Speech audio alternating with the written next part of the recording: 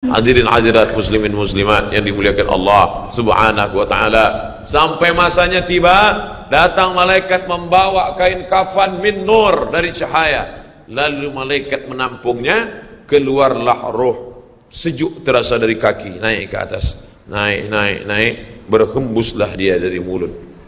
Wa nafakhtu fihi min ruhi, aku hembuskan, aku tiupkan. Dulu waktu masuknya ke tanah, ke daging itu ditiup, maka keluarnya pun juga keluar. Maka mata memandang, ruh keluar. Biji mata memandang, keluar biji mata.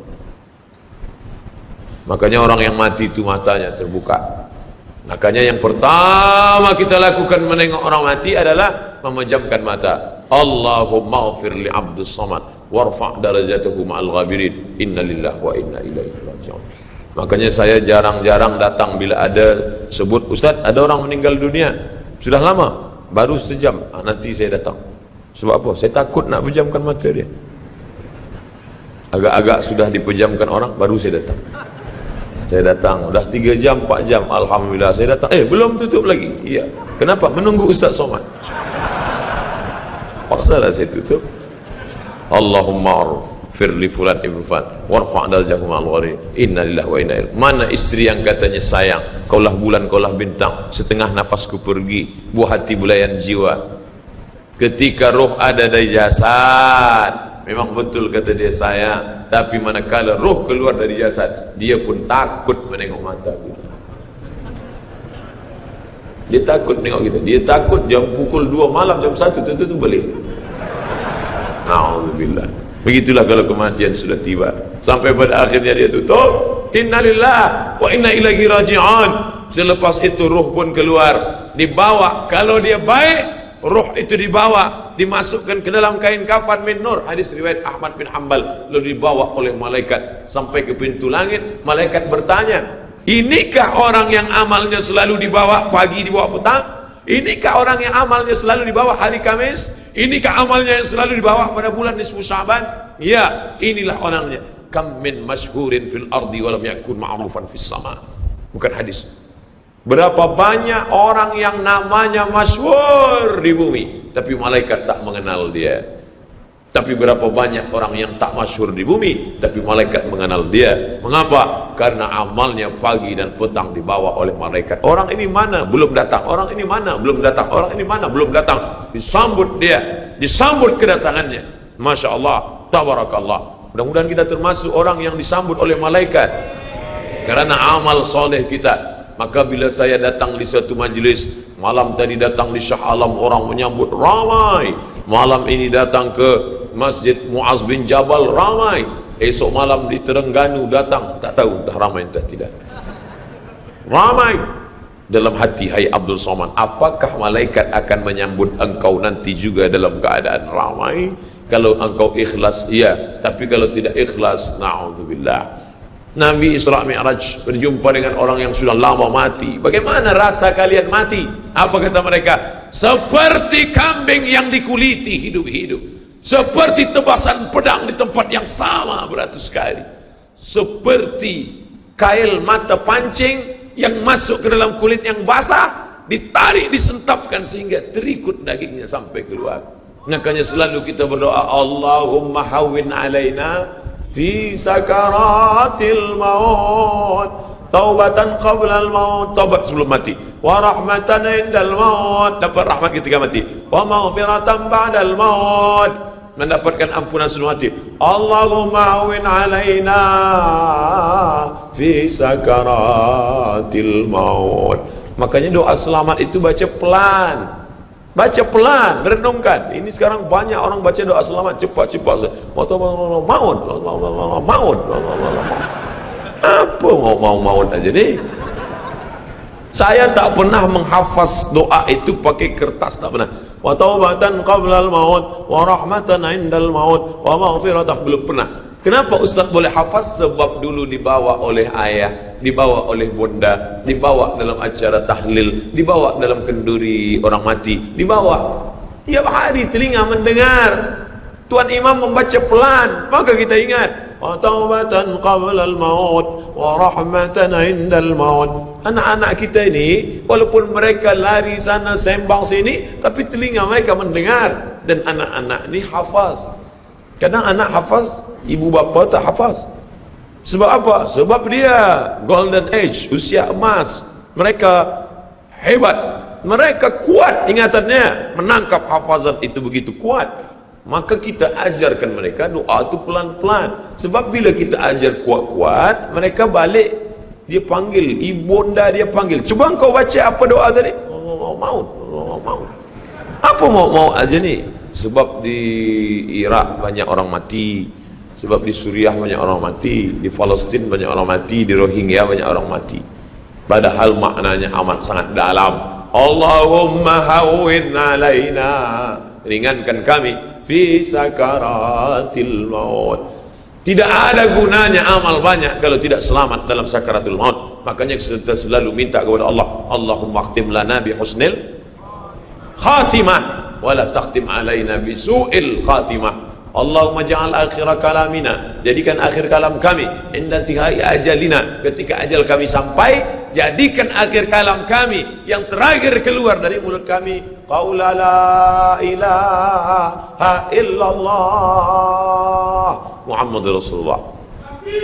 Allahu Akbar. Biasa orang takbir ini nak pergi perang, menghadapi sakaratul maut penting juga takbir. Sebab di situ banyak segala macam godaan-godaan. Datang syaitan membawa air, katanya menjelang sakaratul maut itu haus, panas, haus, maka datang syaitan membawa air. Engkau sebut nama aku bagi air. Mau? Kata dia. Mau? Engkau mau? Sebut nama aku. Tapi bila iman kita kuat, maka dia tidak akan mampu untuk menggoda kita. Sampai kapan setan tak pernah berputus asa? Sampai bila? La atiyannahum min baini aydihim, aku datang dari hadapan, wa min khalfihim, aku datang dari belakang, wa an aymanihim, aku datang dari kanan, wa an syama'ilihim, aku datang dari kiri. Datang dia, datang dari hadapan, datang dari belakang, datang dari kanan, datang dari kiri. Oleh sebab itu yang banyak tuan-tuan yang ada berada di sini, tolong berzikir semua. Subhanallah, subhanallah, subhanallah. Kenapa? Dengan zikir itu maka larilah jin-jin setan yang ingin mengganggu. La'uwiyannahum, aku akan goda mereka, aku akan sesatkan mereka. Berapa lama? Madamat arwahuhum fi ajsadihim, selama ruh ada dalam jasad, aku tak akan pernah berhenti sampai akhir keluar jasadnya dalam keadaan mati, tidak menyebut Allah Subhanahu wa taala. Itulah punca mereka. Makanya kita selalu berzikir. Esok pagi terjaga dari tidur automatically, kerana kita sudah programkan di kepala kita, manakala terbuka, alhamdulillahilladzi ahyana ba'da ma amatana wa ilaihi nusyur. Selapar-laparnya orang beriman, manakala dia tengok makanan, terus saja dia ingat Allah. Allahumma barik lana fi ma razaqtana wa qina azabannar. Tapi ada setengah umat Islam, bila dah kenyang saja baru ingat Allah. Alhamdulillah. Bila tak kenyang tak ada ingat Allah SWT. Na'udzubillah. Oleh sebab itu maka inilah hidup yang singkat ini. Bila pernah kita bersedekah, itulah yang akan menolong. Laula aghartani ila ajalin qarib, kalau engkau beri aku umur panjang ya Allah, apa yang akan kulakukan? Fa as-saddaqa, aku akan bersedekah, wa akum minas salihin, aku ingin beramal saleh. Malam ini tajuknya Masya Allah, ini tazkirah terakhir, ini tazkirah akhir, last, dan tajuknya pun akhir pula. Mudah-mudahan ini tazkirah terakhir, tapi bukan terakhir bagi saya. Andai mati tidak masalah. Allahumma ja'al hayata ziyadatan li fi kulli khair. Kalau engkau takdirkan aku besok masih hidup ya Allah, jadikan hidupku itu ziyadatan li, sebagai amal tambahan.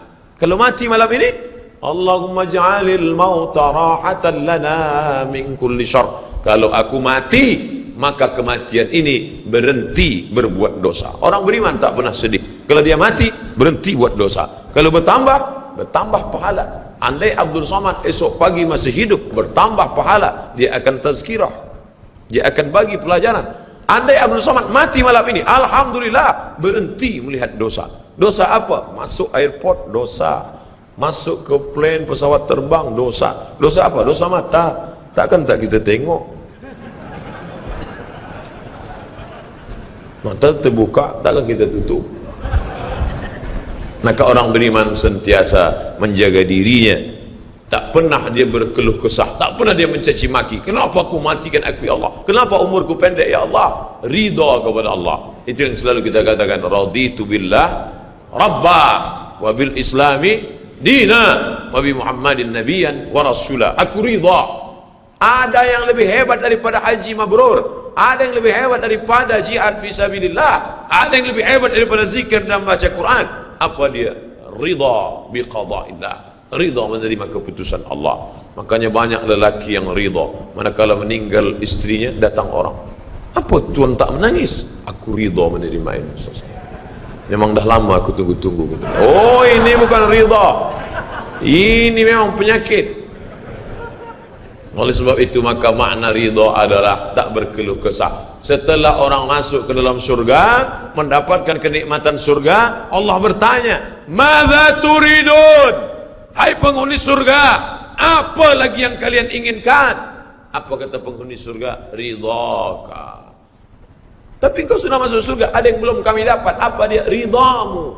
Yang mendapatkan ridha Allah hanya orang yang ridha menerima keputusan Allah Subhanahu wa taala. Man lam yarda bi qada'i, sesiapa sahaja yang tak ridha menerima takdirku, walam yasbir bi bala'i, yang tak sabar menerima ujianku, falyatlub rabban siwaya, carilah Tuhan selain aku. Hadis ini dhaif.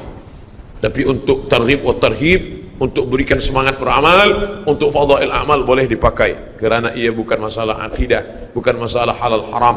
Jangan permasalahkan masalah. Bila kita sudah beramal, sudah baik, tak usah berkelahi masalah khilafiyah, masalah kecil-kecil, masalah sepele, masalah remeh-temeh. Kerana ini hanya akan merosakkan hati kita sahaja. Berapa banyak hati rosak disebabkan masalah-masalah. Assalamualaikum warahmatullahi, Assalamualaikum warahmatullahi. Apa salam-salam ni? Padahal hati sedang lembut. Selama ini dia berzina, selama ini dia minum khamar, selama ini dia mabuk, tak ada pernah orang marahkan dia. Tiba-tiba dia dah taubat, dia masuk masjid, Assalamualaikum warahmatullahi, Assalamualaikum warahmatullahi. Dia nak salaman, apa salam-salam? Tak boleh salam selepas sembahyang. Ini bid'ah, wa kullu bid'atin dhalalah, wa kullu dhalalatin finnar. Kata dia dalam hati, aku mabuk 20 tahun, tak ada orang bagi tahu mabuk tu haram. Ini aku dah taubat, salam kau kata haram. Ha, kata dia. Dia tinju. Bila sebelum sembahyang tadi belum ada bersalaman, selepas sembahyang baru bersalaman, hukumnya sunnah, mustahab, dianjurkan, disukai, kata Imam Nawawi. Belum sembahyang tadi tak ada salam, sebab dia lambat. Allahu Akbar. Lepas sembahyang dia salam, mustahab, dianjurkan, baik, tak salah. Bila sebelum sembahyang tadi sudah bersalaman, salam Haji, salam Datuk, salam Tuan, masuk ke masjid, selepas sembahyang dia salam balik, mubah, tak jadi masalah. Yang tak boleh dalam sembahyang bersalaman, itu tak boleh. Datuk sehat, itu tak boleh. Oleh sebab itu mari kita jaga hati kita yang dah baik, yang dah elok ni, jangan dirosakkan hanya kerana masalah-masalah kecil, masalah-masalah khilafiyah. Melunakkan hati. Kayu patah boleh disambung, kaca retak boleh direkat, tapi hati rosak, kemana obat akan dicari. Oleh sebab itu memperbaiki dengan akhlak. Al-adab fawqal ilmi, adab lebih tinggi daripada ilmu. Tak ada guna banyak ilmu, banyak kaji banyak, tapi menyakitkan hati orang. Ada yang lebih hebat daripada ilmu, apa dia? Adab. Al-adab